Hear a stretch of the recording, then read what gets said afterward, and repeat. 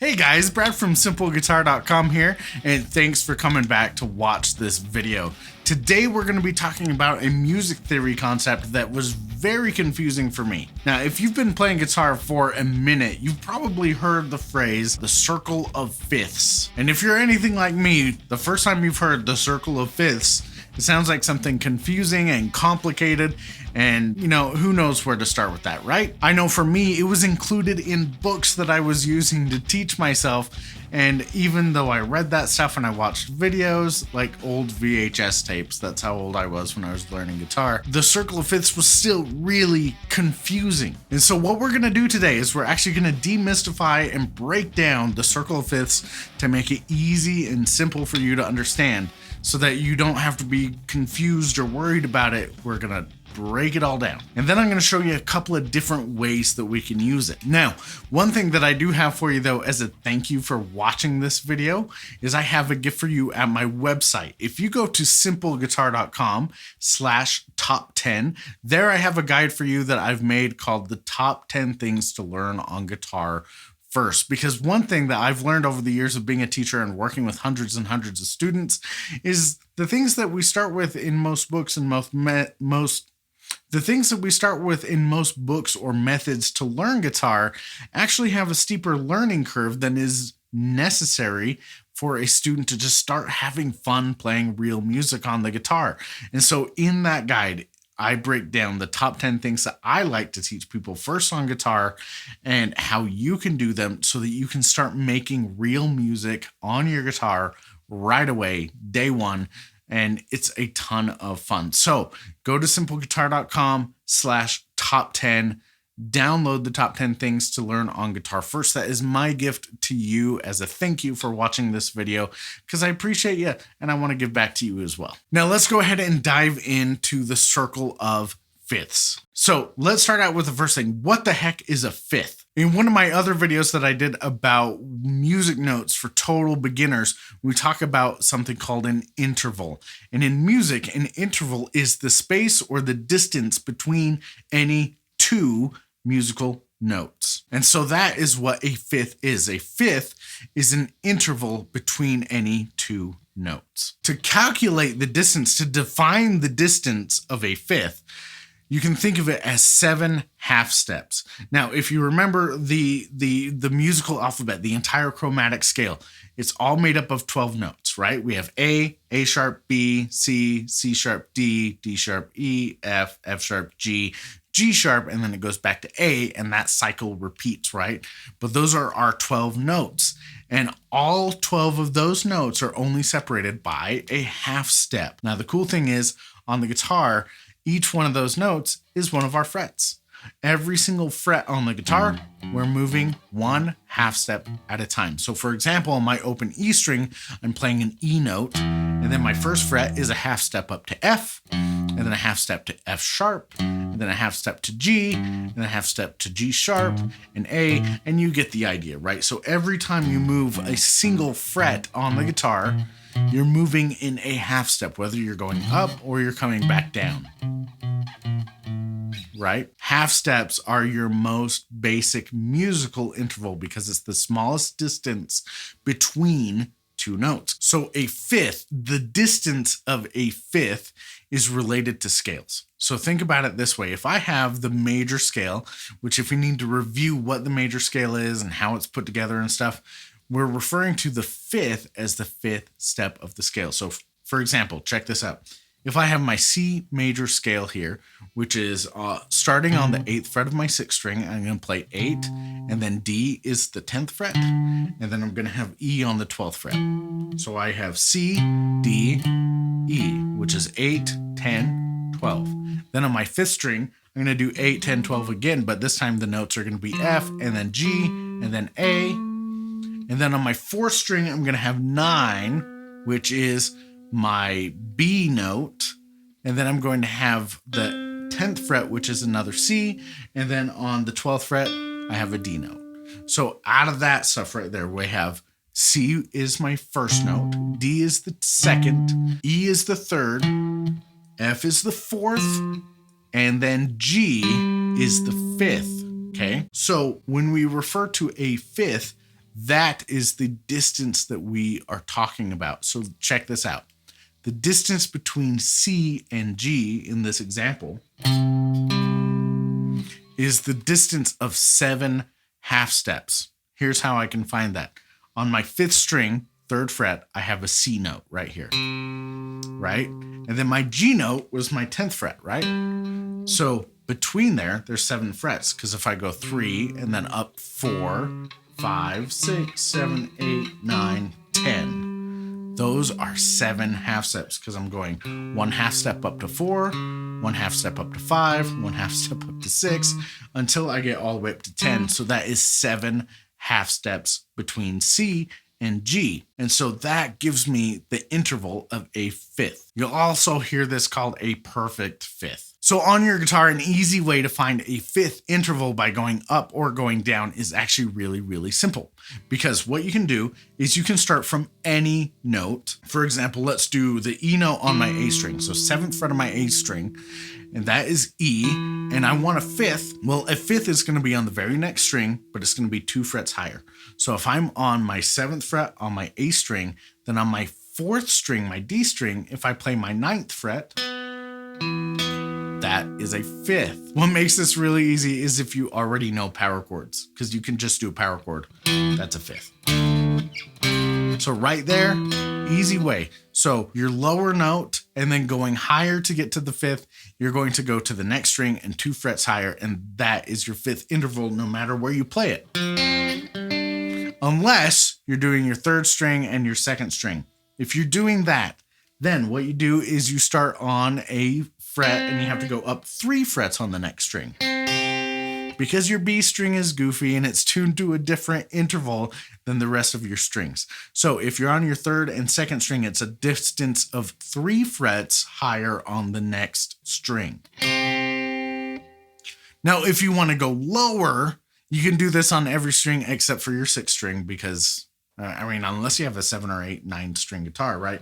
But for example, if I'm on that 7th fret on my 5th string and I want to go down a fifth, then it's even easier. It's the same fret, 1 string lower. So that right there is the distance moving down 7 half steps for a fifth by going 7 here, which is my E, and then I will have a B on the same fret on the string right below it. And so there's 2 ways that you can find a fifth on your guitar. You can go up or you can go down.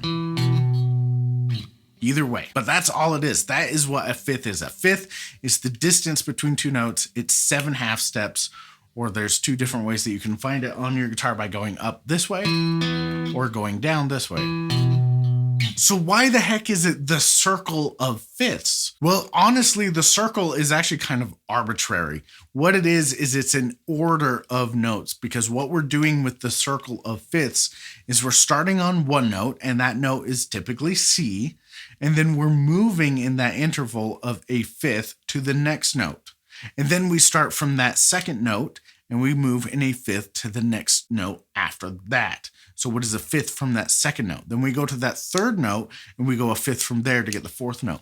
And what happens is when we do this cycle of moving in a fifth and a fifth and a fifth and a fifth, we go around and we actually will come all the way back around to C, and we will have played all 12 of our notes. For example, let's start on C right here. Now, a fifth from C, if I'm just going to cheat and I'm going to use the pattern that we talked about before of going to the next string and 2 frets higher, and that is going to give me a G note right there. So I have C, and then a fifth from C is G. Now, if I start on G and I want to go a fifth up from G, I'm going to start on that G and go a fifth up, and that is D. And then I can do that with D. I can start on that D and go a fifth higher, and that's A. And then I can start on A. I'm going lower now, so I don't have to keep going up. But I'm going to start on that A, and then I'm going to go a fifth higher, and that's going to give me E. And then on E, I'll go from E, a fifth higher is B. And from B, a fifth higher is F sharp or G flat. And then from F sharp, I'm going to go a fifth higher to either C sharp or D flat. And from there, I'm going to go a fifth higher to G sharp or A flat. And then from there, I'm going to go a fifth higher to D sharp or E flat. And then from D sharp or E flat, I'm going to go a fifth higher. And there I'm going to get my B flat or A sharp. And then from B flat or A sharp, I'm going to go a fifth higher. And I'm going to get an F. And then from F, I get to go a fifth higher. See, I can have F all the way down here.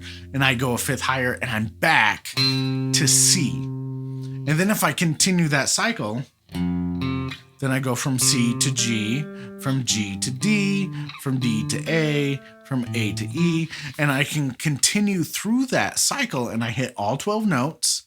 And it's a repeating cycle. So it takes you through all 12 of them by going the same distance. And so an easy way to visualize this is to place this cycle of notes by moving from one note up 7 half steps of fifth to the next note, and so on and so forth through all 12 notes. And they put it on a circle to make it easy. So think of it like a clock. At the top, you've got C at 12 o'clock. And then as you go clockwise around the circle, at every number marker on the clock, you're going to have the next fifth. So from C to G, and then G to D, and then D to A, and then A to E, and so on and so forth, all the way around the cycle. This is what the circle of fifths looks like written out just for these notes. And so from this, you can easily tell how these notes work together. Now, if you saw the video that I just did recently about a beginner warm-up exercise, one thing that I have you do is I have you actually play the major scale with an arpeggio. So we're playing like this.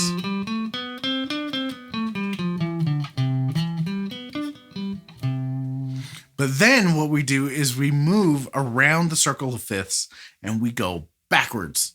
Now here's the trick. If we do that, we actually call this the circle of fourths because we're moving in the interval of a fourth if we go backwards around the circle of fifths, because the distance from C to F is a fourth. It is only 1, 2, 3, 4, 5 half steps away from each other.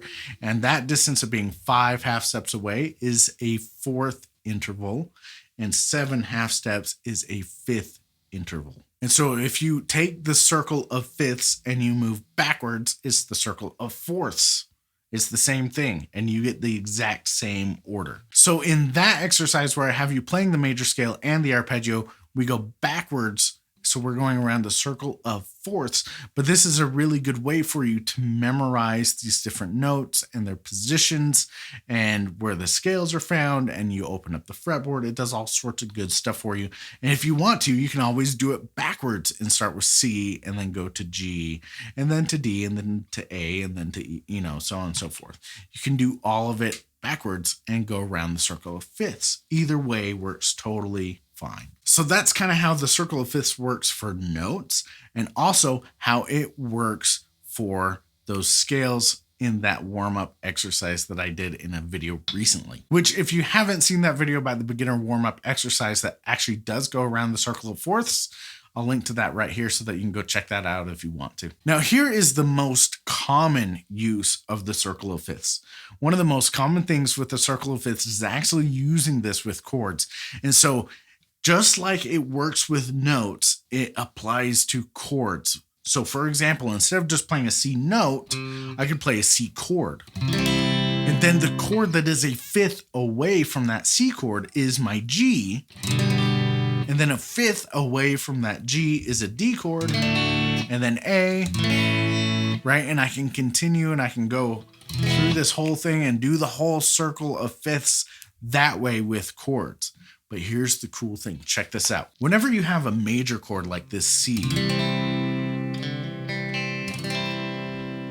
you also have what's called a relative minor chord, which just means that it is a minor chord that is related to that major chord. They sound really good together. They're built from the same scale, and they can a lot of times be used interchangeably. They have a really special relationship. Now, we can talk about that more in another video, but just know they sound good together. Okay. And a lot of times the circle of fifths will tie these major chords like C, G, D, A, E, so on and so forth, and tie them to their relative minor chord. And so what you're going to see is on the outside of the circle, you'll see the major chord on the outside, and then on the inside, usually connected with a line, you're going to see the minor chord that is related to the major chord on the outside. So for example, if we have C major, our relative minor chord is a sixth away. So if you think about that, for C, our fifth away was G. If the interval of a fifth from C is the note G, then to go a sixth, we're going to have to go 2 more half steps, and that'll take us up to A. And then if we start on A and we play a minor chord, then our notes for that A minor chord is going to be A, and then C, and then E.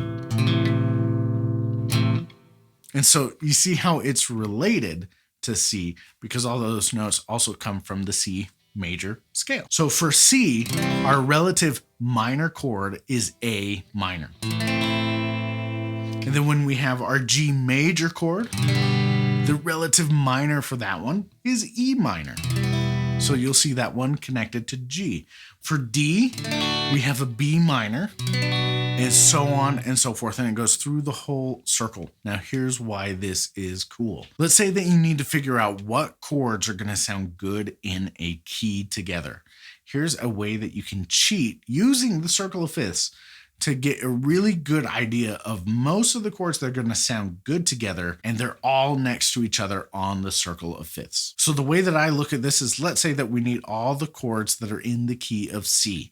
What I'm going to do is on the circle of fifth chord clock, right? I've either got it printed out or I've written this out myself, and I've got the major chords and the minor chords, okay? And what I'm going to do, I'm going to circle C because that's the key that I'm going for. And because I'm using C, my A minor, which is my relative minor chord, is automatically going to be included in this key as well. But so are the chords that happen after, moving clockwise around the clock directly after C. So that's G and its relative minor, which is your E minor. And then also the chords that are directly before it going counterclockwise around the circle of fifths, and that is F and its relative minor of D minor. So now I've got C major, I've got A minor, I've got G major, E minor, F major, D minor, and then that's 6 of the chords that are from the key of C major, and they sound good together. You can put those together in any order. Okay, so once you know how to find all the chords within a key using the circle of fifths, that also makes it easy if you need to change keys. What you do is, for example, let's say that the song that I'm playing is in the key of C. What I'm going to do is I'm going to circle that C on the circle of fifths, right? So either write it down, print it out, do something so that you've got the circle of fifths in front of you. And then let's say that the key that I need to transpose to is the key of D. Well, then what I'm going to do is I'm going to move around that circle by going clockwise, and I'm going to count how many steps I move around the circle. So for example, if I'm starting on C, I'm going to move clockwise 1 time to G, and then 1 more time to D, and that's the key that I want to be in. Right? So remember how we circled that key that we wanted to be in, and then the 2 chords before it and the 2 chords after it and its relative minor, and that gave us 6 chords that sound great together, right? Same thing here. If D is my new thing, then I'm going to have my D and my B minor, and I'm going to have G and E minor, which is right before it. And then I'm also going to have A and F sharp minor, which is just after it. And so those are the 6 chords in D that are going to sound best together, without getting into the diminished chord and all that stuff, which we can talk about that later too. But then I would do that for every chord. So for example, if you print out a chord chart and it's got different chords from the key of D in it or from the key of C, then what you do is the same process, right? So if to get from C to D, I counted 2 times around that clock, I'm going to do the same thing with the other chords. So anytime a G chord pops up, I'm going to count 2 times around that to get the relative chord in the key of D. So I'd go from playing G to now I'm playing A. Anytime I have an A minor in the key of C and I transpose to D, then it's going to be 2 times around the clock for that as well. So I'll be playing B minor. And so you do this with every chord in the song, and now you can transpose. So guys, that is it. That is what the circle of fifths is broken down. Remember, it's just the interval between 2 notes. So if you have any questions, let me know down in the comments below. I'd love to get down there and help you out with anything more. If you have further questions or anything about the circle of fifths, go ahead and ask down there. And do remember, as my thank you for you watching this video, I have a gift for you at my website. If you go to simpleguitar.com/top10, there you can download my free guide. It's 17 pages full of the top 10 things that I like to teach beginners first, so that you can be musical right away on the guitar and have a ton of fun and feel like a rock star, even if you're just starting out. And that's going to help you impress your friends and feel cool and be awesome. Thanks again for watching. Do hit the like button for me. That helps me out. It tells YouTube to show the video to more people. Leave me a comment if you have any questions. Otherwise, guys, have fun with the circle of fifths. Don't be scared by it. I mean, that's the big thing. I hope that this made it simple enough for you that you're not nervous or scared of the circle of fifths or anything. It's not that big of a deal. It's just a handy tool for you, and I hope that made it easy to understand. So have fun with that, and I will see you in the next video.